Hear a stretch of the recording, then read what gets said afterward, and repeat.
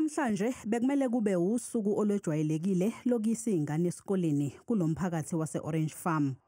Kodwa-ke akunjalo ngenxa yokuhlalela ovalweni kwezakhamuzi.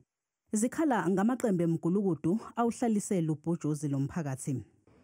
NgoLwesithathu kubulalane abanye balwabona bodwa lamagenge awanzawonye. Shuthi kunama-40 nama-50.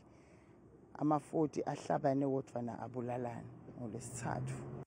Umphakathi uthi inkinga enkulu njengamanje ukuthi lamaqembu emgulukudu aseqasha nezingane ezincane zesikole ukuthi zenze ubugebengu. Ugcine usushisa umuzi wosolwa ngokuba umphathi weqembu elithile lemgulukudu.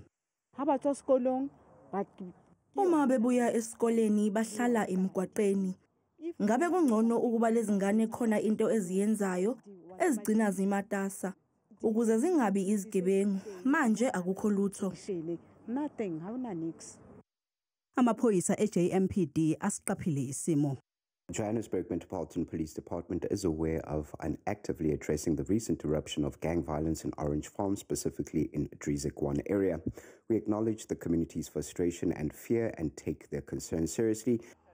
Namhlanje umphakathi ubunomhlangano nezinhlaka ezehlukene ukuzama ukuthola indlela yaphambili kulolu daba.